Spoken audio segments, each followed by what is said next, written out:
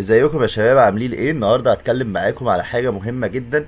بس قبل ما ابدا اتكلم، يا ريت نعمل لايك، نعمل سبسكرايب، نسيب كومنت، ونشير الفيديو على قد ما نقدر، عشان حتى لو انت مش هتستفاد بيه خلي غيرك يستفيد بيه. النهارده هتكلم معاكم عن حاجه غاليه قوي، حاجه مهمه جدا، حاجه بتفرق مع كل الناس. لو انت سباح، لو انت رياضي، لو انت بتحب مجال الرياضه، حتى لو انت مدرب عايز تفهم اكتر وعايز يبقى عندك معلومات قيمه، تابع الفيديو ده لاخر دقيقه لان كله معلومات هايله. بص يا صديقي، قبل ما نتكلم عن السرعه ونتكلم عن البطولات، قبل ما اتكلم معاك عن التمرين، لازم اقولك على حاجة يمكن تكون اغلى من اي تكنيك، اغلى من اي جرعة تدريب، اغلى من اي خط سير تدريبي انت هتمشي عليه. هي الراحة يا بطل.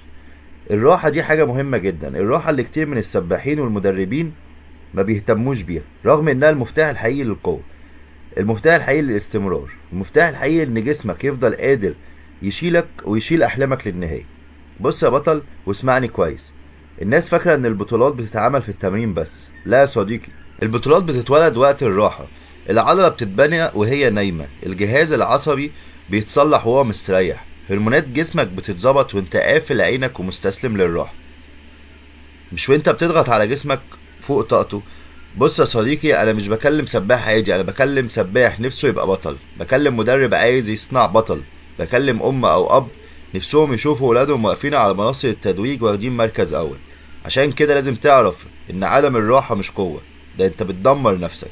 واللي يقولك اضغط على نفسك اكتر من غير ما يحسب راحة لجسمك، ده مش بيحبك يا بطل، ده بيدمرك.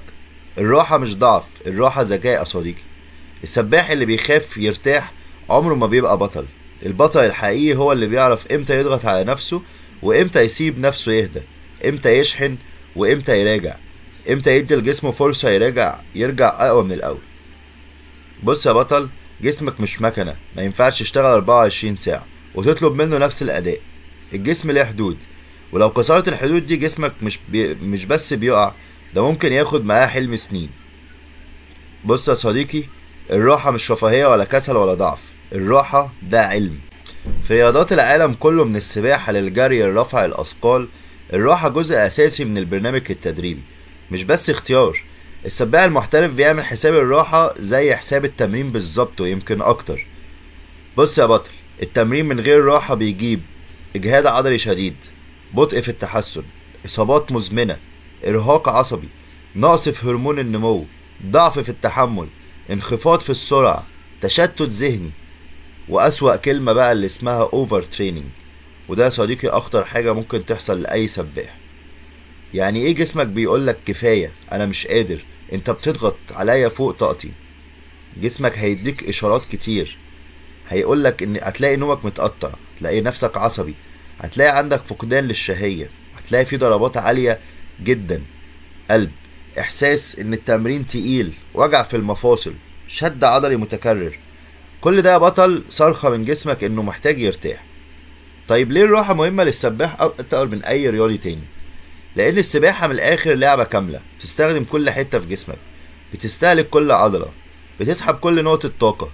السباحة مش مجرد حركة، ده جسمك كله بيشتغل تحت ضغط المية، تحت ضغط النفس، تحت ضغط السرعة، تحت ضغط التكرار. بص يا بطل، هو ينفع عربية تمشي مثلا 500 كيلو من غير ما ترتاح؟ ده اي سفر يا راجل بيبقى فيه حاجة اسمها ريست. جسمك كده بالظبط محتاج تبريد، محتاج تهدئة، محتاج استشفاء. انواع الراحة بقى علشان تبقى فاهم انا بتكلم فيه، في راحة عضلية، وفي راحة عصبية، وفي راحة نفسية، في راحة عقلية، في راحة يوم كامل. ممكن نشرح واحدة واحدة، بس لو انت متابع معايا لغاية دلوقتي ما تنساش تعمل لايك. الراحة العضلية، جسمك بيصلح التمزقات الصغيرة اللي بتحصل في العضلات أثناء التمرين، لو ما سبتهوش يصلح هيتراكم الضرر وتتحول لإصابة. الراحة العصبية، أهم نوع يا بطل، الجهاز العصبي هو الموتور اللي بيحركك، هو اللي بيشغل الجسم كله، لو ما اديتهوش راحته بتحس انه تقيل وبطيء ومش مركز. الراحة النفسية، بص يا صديقي، السباحة لعبة نفس قبل ما تكون لعبة عضل. السباح اللي دماغه تعباه ما بيعرفش يكمل التمرين. الراحة العقلية، التكنيك محتاج تركيز، واللي مش مرتاح ذهنيا هيفضل يغلط مهما حاول يكرر كتير. راحة اليوم الكامل، ده اليوم اللي جسمك فيه بيعيد تهيئة كل الأنظمة الداخلية. الراحة بتعمل ايه في الجسم عشان السباح؟ بص يا صديقي، واسمع الحتة دي. اول حاجة الراحة بتزود القوة، بتزود السرعة، بتزود التحمل، بتقلل الاصابات، بتظبط لك الهرمونات، بتزود الاداء العصبي، بتخلي استجابة جسمك للتمرين اعلى. يعني الراحة مش اجازة، الراحة جزء اساسي من التمرين.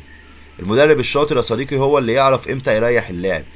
المدرب مش اللي يضغط وخلاص، لا يا بطل. المدرب اللي يصنع بطل لازم يحط راحة محسوبة زي ما بيحط تمرينة محسوبة بالظبط.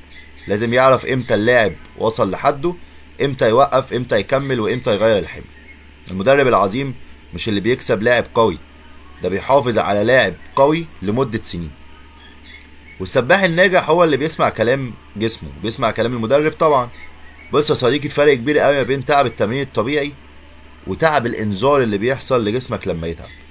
التعب الطبيعي يعني جسمك بيستجيب، انما تعب الانذار يعني جسمك بيقولك وقف فورا، انا تعبت. ازاي بقى تعرف انك محتاج ترتاح، او ايه العلامات اللي بتظهر عندك لما تبقى فعلا تعبان ومحتاج ترتاح؟ سرعة ضربات القلب وانت نايم، نفسك مش مظبوط وانت قايم، العضلات في تردد للعضلات بطيء، في صداع خفيف ممكن يجيلك، تلاقي نفسك بتنام وتقوم، تركيز ضعيف، احساس ان التمرين تقيل بشكل غير طبيعي نتيجة السباحة في النزول رغم انك بتتمرن. يعني ايه نتيجة السباحة؟ اللي هي الارقام بتاعت القياسات بتاعتك بتبقى مش متظبطة. دي كلها اشارات مهمة بتقولك انك لازم تريح. طيب ازاي نريح صح؟ الراحة مش نوم بس، الراحة نظام كامل عبارة عن نوم وشوية حاجات معلومات هقولك عليها تاخد بالك منها. ولو وصلت معايا برضو لهنا ما تنساناش باللايك الجميل. بص يا بطل، نوم من 8 ل 9 ساعات، اكل مظبوط زي ما اتكلمنا عنه في الفيديو اللي فات، شرب ميه كفايه، ورم اب او تسخين قبل التمرين، تبريد بعد التمرين يعني زي ستريتشنج، وده مش اي حد بيعمله على فكره.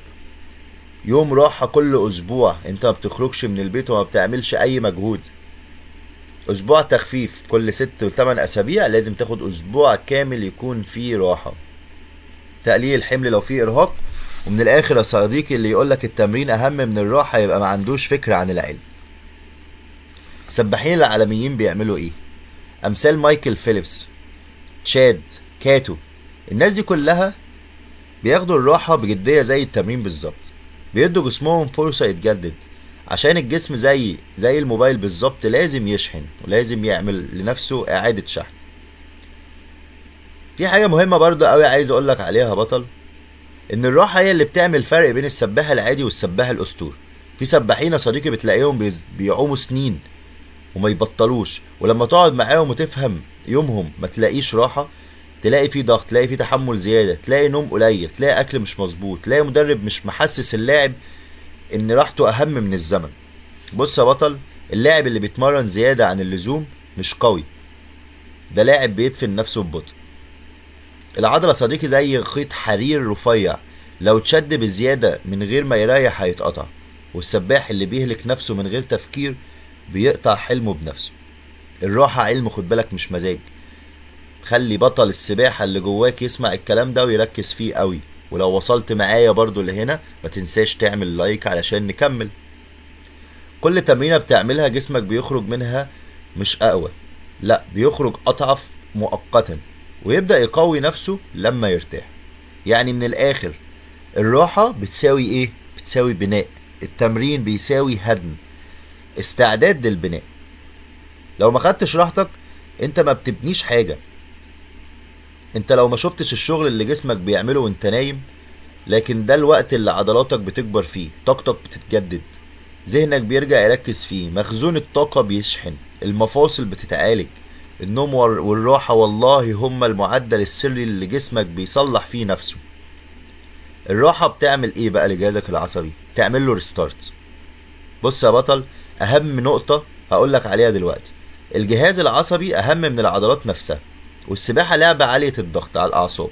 لو جهازك العصبي مرهق هتلاقي سرعتك وقياساتك مش مظبوطة، رد فعلك هيكون بطيء، التكنيك هيروح في داهية، التنفس هيطلع ملخبط، هتحس انك تايه في المية ومش فاهم انت بتعمل ايه، وهتحس مش انت، وزي ما تكون داخل التمرين وأكنك مش موجود.